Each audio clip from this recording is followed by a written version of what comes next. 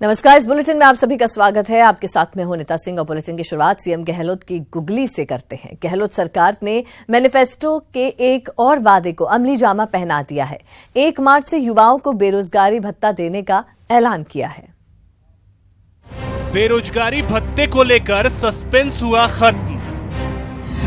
CM Gehlot ने किया बड़ा ऐलान। 1 मार्च से बेरोजगारी भत्ते की घोषणा। लड़कों को 3,000, लड़कियों को 3,500 रुपए भत्ते का ऐलान। गहलोत की गुगली से बैकफुट पर बीजेपी। कल हमारी 1 तारीख है। कल से आप गिनती शुरू कर दीजिए। 1 मार्च से सबको मिलेगा 3,500 रुपए भत्ता मिलेगा। लड़कों को मिलेगा 3,000 और लड़कियों को मिलेगा 3,500। कांग्रेस अध्यक्ष राहुल गांधी के न्यूनतम आय गारंटी योजना के वादे को राजस्थान में लागू करने का असर दिखने लगा है। 1 मार्च से प्रदेश भर के बेरोजगारों को बेरोजगारी भत्ता दिया जाएगा। सीएम अशोक गहलोत ने आज इसे लेकर बड़ी घोषणा की। 1 मार्च से सबको मिलेगा 3,500 रुपए भत्ता मिलेगा। लड़कों को मिलेगा 3,000 और लड़कियों को मिलेगा 3,500।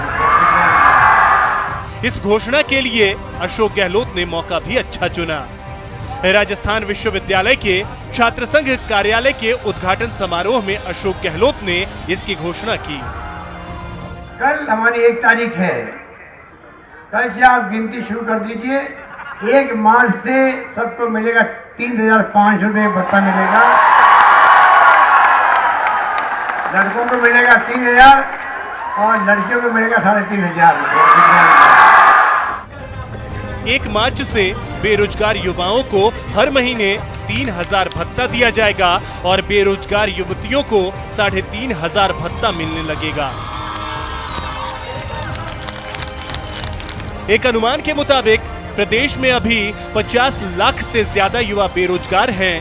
कांग्रेस ने विधानसभा चुनाव में बेरोजगारी को बड़ा मुद्दा बनाया था। कांग्रेस के राष्ट्रीय अध्यक्ष राहुल गांधी भी रोजगार को लेकर हमलावर रहे हैं, जिससे गहलोत खासे प्रभावित रहे। 100 दिन का रोजगार तो मिलेगा ही मिलेगा आपको पूरे देश के अंदर। ये भी विश्व में सबसे बड़ी योजना है। ये जब आए थे तब विपक्ष ही कहता था, उस वक्त का विपक्ष, कि ये लागू नहीं हो पाएंगे, कामयाब नहीं होंगे। वो तमाम योजना कामयाब है और आज वो चाहे सरकार बदल गई हो, हमारी एनडीए गवर्नमेंट आ गई हो, तभी मजबूरी में इनको चालू रखना पड़ा है। तो मैं सोचता हूँ कि ये जो राहुल गांधी जी ने कहा है कि मिनिमम आय गारंटी हो उनकी, वो भी कानून बनेगा आने वाले वक्त में। सरकार हमारी आएगी, पहला काम होगा कानून बनाने का काम होगा और वो भी लागू होगा। लोकसभा चुनाव में कांग्रेस देश भर में बेरोजगारी को एक बड़ा मुद्दा बनाने जा रही है। ऐसे में राजस्थान की कांग्रेस सरकार के बेरोजगारी भत्ते की घोषणा को बड़ा कदम माना जा रहा है। इसके जरिए कांग्रेस बीजेपी को बैकफुट पर लाने की कोशिश करेगी। युवाओं के वोट हासिल करने के लिए भी इसे ब्रह्मास्त्र के तौर पर देखा जा रहा है। न्यूज़ 18 राजस्थान के लिए जयपुर से महेश दाधीच के साथ सौरभ गृहस्थी की रिपोर्ट। तो बेरोजगारी भत्ते की सरकार की घोषणा की प्रदेश के युवाओं ने स्वागत किया है और इन युवाओं से बात की हमारे जयपुर संवाददाता महेश दाधीच ने। प्रदेश में 1 मार्च से युवाओं को बेरोजगारी भत्ता मिलेगा। मुख्यमंत्री अशोक गहलोत ने इसकी घोषणा आज राजस्थान विश्वविद्यालय में कर दी है। इसके बाद हम जानने की कोशिश कर रहे हैं कि युवाओं का किस तरह का इसे लेकर के उत्साह है या उनका किस तरह का रिएक्शन है। सबसे पहले आपसे जानेंगे कि मुख्यमंत्री की इस घोषणा को किस रूप में आप देखते हैं। देखिए, युवाओं के लिए कांग्रेस सरकार ने और कांग्रेस के मुख्यमंत्री ने जो घोषणा की है वो वाकई बहुत अच्छी पहल है और हम कहना चाहते हैं, हम यही कहना चाह रहे हैं कि इस तरह की योजनाएं युवाओं के लिए जो लागू की है सरकार ने, वो बहुत अच्छी बात है। लेकिन सॉल्यूशन यही नहीं है कि आप उनको छात्रवृत्ति या जो ये दे के मतलब ये करना चाहते हो। इससे अच्छी पहल भी है कि एजुकेशन के स्तर को भी सुधारा चाहिए, उन्हें रोजगार के भी अवसर प्राप्त हों। रोजगार के अवसर भी देना जरूरी होगा। बेरोजगारी भत्ता मिलने से किस तरह की राहत मिलेगी? बेरोजगारी भत्ता मिलने से जो कंपटीशन की तैयारी कर रहे हैं उसको अल्पकालीन जो सहयोग मिलेगा वो ही मिलेगा, लेकिन अगर राजस्थान से बेरोजगारी को दूर भगाना है और एक अच्छे प्रदेश का निर्माण करना है तो इसके लिए हमें ऐसे प्रोग्राम्स देने पड़ेंगे, सरकार को योजनाएं लानी पड़ेंगी जिससे इस बेरोजगारी का समाधान निश्चित रूप से बेरोजगारी का स्थायी समाधान होना चाहिए, लेकिन फौरी तौर पर कहीं न कहीं बड़ी राहत। जो सरकार के द्वारा 3,000 रुपये मासिक भत्ते की घोषणा की गई है उसमें कहीं ना कहीं जो युवा गांवों से आते हैं, बेरोजगार हैं, बेचारे घर परिवार से गुजरते हैं, गरीबों से, वो लोग कहीं ना कहीं इससे अपने आप का रोटी जुगाड़ का साधन चला पाएंगे और विश्वविद्यालय में पढ़ने की एक ताकत महसूस करेंगे। इसके साथ ही जो माननीय मुख्यमंत्री जी ने एक महिलाओं को 33% आरक्षण की जो बात कही वो भी कहीं ना कहीं एक जायज़ मांग थी, क्योंकि विश्वविद्यालयों में आज हालात देखने को मिलते हैं कि महिलाओं की राजनीति में बहुत कम रुचि दिखती। महिलाओं के प्रतिनिधित्व की बात की है, साथ ही साथ में घोषणा ये भी की है कि महिलाओं को ज्यादा यहाँ पर बेरोजगारी भत्ता मिलेगा, यानी पुरुषों की तुलना में छात्राओं को यहाँ पर बेरोजगारी का जो भत्ता होगा वो ज्यादा होगा। ऐसे में किस तरह का रिस्पॉन्स है आपका? मैं बहुत ज़्यादा खुश हूँ क्योंकि इससे मुझे अदर एक्टिविटी में पार्टिसिपेट करने का मौका मिलेगा। जैसा कि हम सभी जानते हैं कि पेरेंट्स पढ़ाई के लिए ऑब्वियसली हमको सपोर्ट करते हैं, अदरवाइज जो हमको अदर एक्टिविटी होती है, एक्टिंग होती है, डांस होती है, इन सब के लिए अलाउ नहीं कर पाते हैं। तो हम चाहते हैं हम अपने आप को इंक्रेज करें, इसलिए उन्होंने जो मतलब बेरोजगारी भत्ता निकाला है वो हमारे लिए कई हद तक बहुत ज़्यादा अच्छा है, हम अपने आप को इंक्रेज कर सकते हैं। कैमरा पर्सन दिलीप चेची के साथ महेश दाधीच, न्यूज़ 18 जयपुर। राजस्थान यूनिवर्सिटी को सौगात देते हुए सीएम गहलोत ने केंद्रीय छात्र संघ कार्यालय का उद्घाटन किया। इस दौरान उन्होंने छात्र संघ अध्यक्ष विनोद जाखड़ को शपथ दिलाई। साथ ही सीएम ने यहां से बेरोजगारी भत्ते की घोषणा के साथ ही विश्वविद्यालय में पेयजल के लिए 18 करोड़ रुपए की सहायता की घोषणा की। इस मौके पर उन्होंने कहा कि जाति और धर्म के नाम पर राजनीति नहीं होनी चाहिए। को बहुत बहुत धन्यवाद देना चाहूंगा। तालियों में कमी नहीं होनी चाहिए।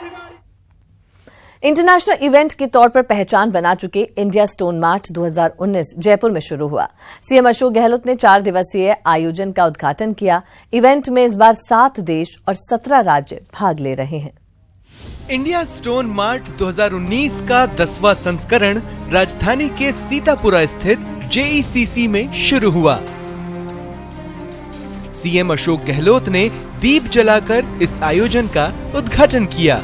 इस मौके पर सीएम ने कहा कि प्रदेश में माइनिंग और पत्थर उद्योग के विकास की अपार संभावनाएं हैं और इस उद्योग के लिए सरकार पूरा सहयोग देगी। स्टोन मार्ट जो हो रहा है ये मुझे बहुत कहते हैं गर्व है कि पहली बार मैं मुख्यमंत्री बना तब हमारी गवर्नमेंट ने इसको शुरू किया। जैसा मैंने भी कहा 20 साल का सफर तय करते करते आज तक कामयाब हो गया है।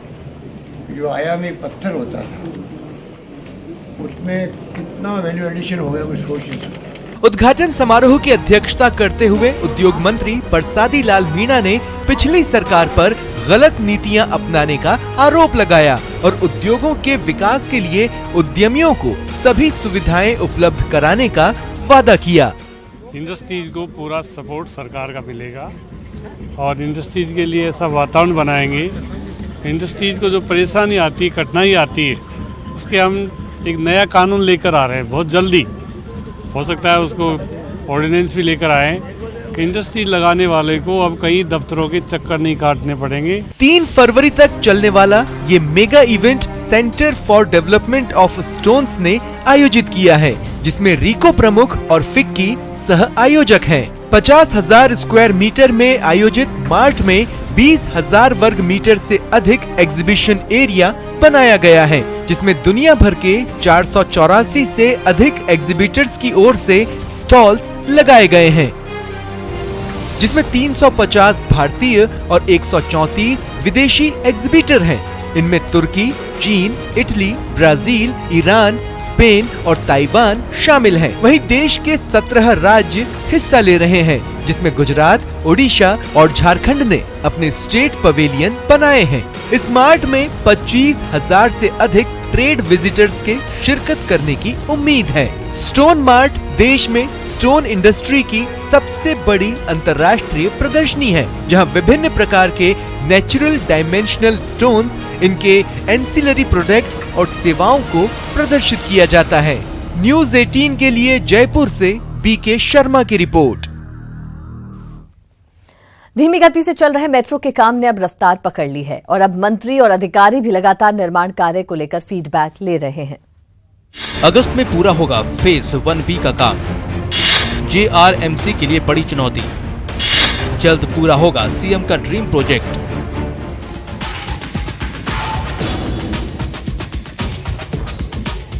जयपुर मेट्रो रेल के निर्माण कार्य में तेजी लाने के लिए प्रदेश सरकार लगातार प्रयास कर रही है। मेट्रो का काम धीरे धीरे रफ्तार पकड़ रहा है। काम जल्द से जल्द पूरा हो सके, इसके लिए अधिकारियों के साथ साथ मंत्री भी फीडबैक ले रहे हैं। अधिकारियों की माने तो अगस्त 2019 तक लोग मेट्रो के सफर का मजा ले सकेंगे। हम बिल्कुल मशहूर करते हैं माननीय मंत्री महोदय के निर्देशानुसार। माननीय मुख्यमंत्री महोदय का भी ये ड्रीम प्रोजेक्ट है और हम निश्चित रूप से उनके इस आदेश को हम चैलेंज के रूप में हमने लिया है और डे टू डे मॉनिटरिंग करके हम और हमारे जो चारों डायरेक्टर हैं इसको हम निश्चित रूप अगस्त तक हम चला देंगे मेट्रो फेज 1B। इससे पहले मंत्री शांति धारीवाल ने भी मेट्रो के कामकाज का निरीक्षण किया था और पूर्व की बीजेपी सरकार पर मेट्रो फेज 1B के काम को लटकाने का आरोप लगाया था। सरकार कांग्रेस की नहीं रही और बीजेपी की सरकार आ गई। इन लोगों ने इसको जून 2015 में जाकर के चालू किया। अब 2015 में चालू किया, इसका मतलब ये कि पौने 2 साल से भी ज़्यादा वक्त में जो है तो को इसको पटके रखा। खैर बहरहाल अब ये शुरू हुआ है। आज जितने भी जो DMRC के लोग हैं और जो हमारे अधिकारी हैं, UDH के अधिकारी हैं, मेट्रो के अधिकारी हैं, उन सबसे बात हुई है। खैर तो ये रह रहे हैं कि साहब अगस्त तक जो है हम इसको कंप्लीट कर देंगे। फेज 1B में अभी फिलहाल 85% काम पूरा हो चुका है और उम्मीद जताई जा रही है कि अगस्त तक काम पूरा हो जाएगा। 70 मीटर तक अभी ट्रैक बिछाने का काम भी बाकी है। सतवीर सिंह राठौड़, न्यूज़ 18 जयपुर। गहलोत सरकार ने 3,10,000 डायरी होल्डर्स राज्य पेंशनर्स को बड़ी राहत दी है। वित्त विभाग ने उनकी निजी मेडिकल स्टोर से दवाइयां लेने की सीलिंग सालाना सीमा 10,000 से 20,000 तक बढ़ा दी और इसके तहत अब पेंशनर्स निजी मेडिकल स्टोर से 20,000 तक की दवाइयां और वैक्सीन ले सकते हैं। बता दें कि पेंशनर काफी समय से ये सीमा बढ़ाने की मांग कर रहे थे। पेंशनरों को 10,000 रुपये वार्षिक की दर से राहत दी जाती रही। निःशुल्क चिकित्सा के अंतर्गत ही दी जा रही थी। अब उस राशि को बढ़ा करके 20,000 रुपये सरकार ने किया है। बड़ा स्वागत योग्य है उनका ये कदम। जयपुर नगर निगम की साधारण सभा 7 फरवरी को आयोजित की जाएगी, लेकिन अभी तक साधारण सभा की जानकारी पार्षदों और डिप्टी मेयर को भी नहीं दी गई है। साधारण सभा के 7 दिन पहले सभी पार्षदों को एजेंडे दिए जाने चाहिए ताकि उन एजेंडों पर विचार विमर्श किया जा सके, लेकिन साधारण सभा की जानकारी तक अभी तक पार्षदों के पास नहीं है। मुझे भी इसकी सूचना आपके माध्यम से ही मिली है और नियम के अनुसार बैठक से 7 दिन पहले सभी पार्षदों को एजेंडे पहुंच जाने चाहिए, पर मेरी जानकारी के अनुसार अभी तक शायद एजेंडे इनके फिक्स नहीं है। ये बजट की बैठक होनी चाहिए, ये बहुत गंभीर विषय होता है। बजट की बैठक के सारे एजेंडे सारे पार्षदों के पास में 7 दिन पहले पहुंच जाने चाहिए। जयपुर कर्मचारी भविष्य निधि संगठन के अध्यक्ष राजेंद्र शर्मा का कार्यकाल आज खत्म हो गया, जिस पर EPF कार्यालय में भव्य विदाई समारोह आयोजित की गई। समारोह में विभाग के सभी अधिकारी कर्मचारी शामिल हुए।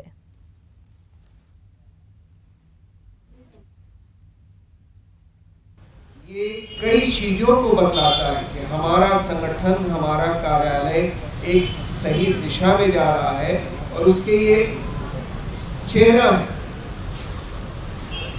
जो व्यक्ति क्लाइंटेल है हमारा, पेंशनर हो या क्लेमेंट हो, कार्यालय में आता है तो जिस व्यक्ति से उसका इंटरैक्शन होता है उसी से देखकर व्यवहार करके वो पूरे संगठन की इमेज अपने मन में चित्रित करता है। मैंने इस कार्यालय को अपना परिवार समझा है और अपनी ऊर्जा से ज्यादा कार्यालय में काम किया है। आप सबसे भी मेरी यही गुजारिश है, अधिक से अधिक काम करें और सुखी रहें, स्वस्थ रहें। गुलाबी शहर में PCM मसाले की ओर से कुकिंग कंपटीशन बर्नी the game of Indian cuisine का ग्रैंड फिनाले आयोजित हुआ। मालवीय नगर स्थित रिजॉर्ट में आयोजित इस फिनाले में 5 फाइनलिस्ट ने अपने खाना बनाने के हुनर को प्रदर्शित किया। इस दौरान फाइनलिस्ट ने लाइव एक से बढ़कर एक स्वादिष्ट और जायकेदार व्यंजन तैयार किए। प्रतियोगिता के विजेता को नेशनल और इंटरनेशनल लेवल के कंपटीशन में हिस्सा लेने का मौका दिया जाएगा। PCM प्रेजेंट्स बर्नी 2019 जो कि गेम ऑफ इंडियन क्विजीन है, तो सबसे पहले हमने इसको इंडियन क्विजीन में हम इसको लेकर गए और जब हमने इसको लॉन्च किया तो सोचा नाम क्या रखे हैं, तो हमने सोचा यार कुछ ऐसा नाम रखते हैं सब लोग जानते हो। तो बरनी, सब घरों में होती है बरनी, अचार बनते हैं बरनी में, मसाले रखे जाते हैं बरनी में। तो मेन मोटिव जो है हमारा इसको लेकर के वो यही है कि जो अपने इंडियन घरों में जो विमेंस जो कि बहुत अच्छा खाना बना रही हैं, जो आज हमने आप गौर से देखेंगे तो इस कॉन्सेप्ट में हमने ड्यूओ रखा है। इस कॉन्सेप्ट का नाम कि ड्यूओ मतलब 2 लोग एटलीस्ट आएंगे, चाहे वो ब्रदर सिस्टर हो, हस्बैंड वाइफ हो, मदर सन हो, डॉटर मदर हो, मतलब इस तरीके के कॉन्सेप्ट की आप घर के अंदर आज लोग अपनी अपनी रेसिपीज यहाँ पे तैयार करते हैं, अलग अलग चीज़ों को बनाते हैं, जो कि हमारे जयपुर की खासियत है। जयपुर के जगतपुरा विवेक टेक्नो स्कूल में रंगीलो राजस्थान कार्यक्रम का आयोजन हुआ, जिसमें बच्चों ने सांस्कृतिक प्रस्तुतियों के जरिए रंग रंगीले राजस्थान की झलक पेश की। कार्यक्रम में महिला एवं बाल विकास मंत्री ममता भूपेश मुख्य अतिथि रही। कार्यक्रम में घूमर, चरी, कालबेलिया और भवई जैसे लोक नृत्य की प्रस्तुति से प्रदेश के विभिन्न अंचलों की लोक संस्कृति को साकार किया गया।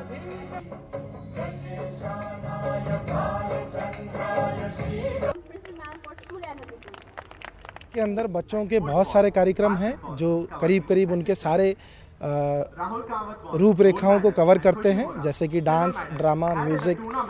इसी के साथ इनके साल भर जो पिछला बीता है उसके जितने भी आध्यात्मिक प्राइजेस देने हैं वो भी इसी उत्सव में दिए जाएंगे। देश में लोक कलाओं को जिंदा रखने के लिहाज से जवाहर कला केंद्र के शिल्पग्राम में केंद्र सरकार के ट्राइफेड की ओर से आदि महोत्सव का आयोजन किया जा रहा है, जहां शहरवासियों को देश के विभिन्न प्रांतों की ट्राइबल आर्ट से रूबरू होने का मौका मिल रहा है।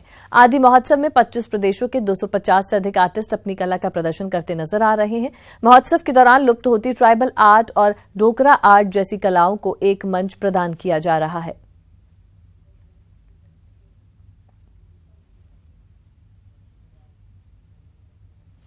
डोकरा आर्ट का मतलब मटेरियल लेके आया है, पीतलों की मूर्ति है। ये 8 दिन के प्रोसेस से कंप्लीट होता है। बैतूल एमपी से आए हुए हैं। जो हमारा जो कल्चर है एमपी का, जो आदिवासी लोग होते हैं, वही सब चीज़ें उन्हीं से रिलेटेड जो भी ये जितना बनाया है वो, और जो आदिवासी के देवी देवता होते हैं और अपने मतलब हिंदू धर्म के भी देवी देवता, उनको भी यानी ट्राइबल लुक में किया है। जयपुर के रविंद्र मंच के ओपन थिएटर में सेंट विल्फ्रेड पीजी कॉलेज का वार्षिकोत्सव मनाया गया। समारोह के दौरान कॉलेज के बच्चों ने रंगारंग सांस्कृतिक प्रस्तुतियां दी। कार्यक्रम के दौरान स्टूडेंट्स ने राजस्थानी, पंजाबी, गुजराती, डांडिया, मराठी सहित देश के विभिन्न नृत्यों की प्रस्तुति से भारत के अनेकता में एकता के उदाहरण को पेश किया।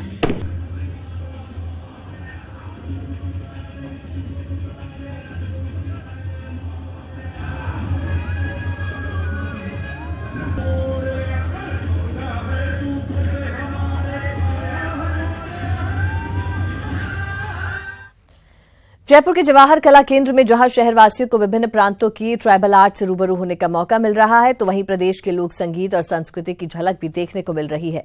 जेकेके के शिल्पग्राम में ट्राइफेड की ओर से आदि महोत्सव में सांस्कृतिक संध्या का आयोजन किया गया, जिसमें प्रदेश के विभिन्न प्रांतों को लोक कलाकारों ने अपनी प्रस्तुतियों से शहरवासियों को मंत्रमुग्ध कर दिया।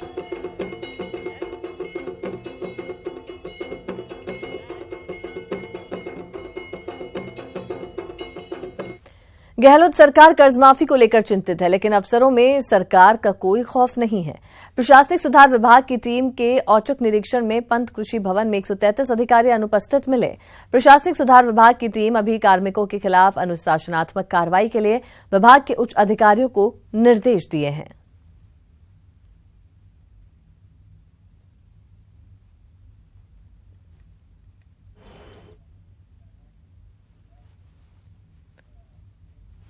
लंबे इंतजार के बाद बनकर तैयार हुआ जयपुर का मल्टी मॉडल बस स्टैंड अब भी अपने उद्घाटन की राह देख रहा है। परिवहन मंत्री से हरी झंडी मिलने के बाद इसके उद्घाटन की तिथि तय होगी।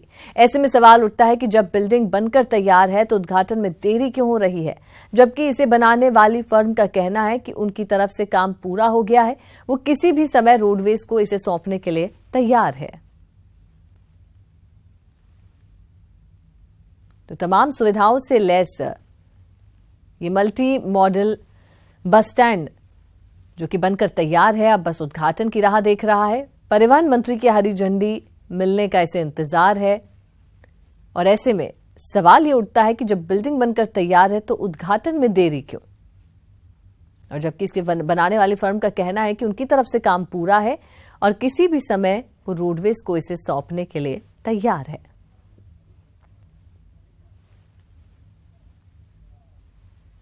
और इस बुलेटिन में फिलहाल के लिए इतना ही। दीजिए इजाजत। आप देखते रहिए न्यूज़ 18 राजस्थान।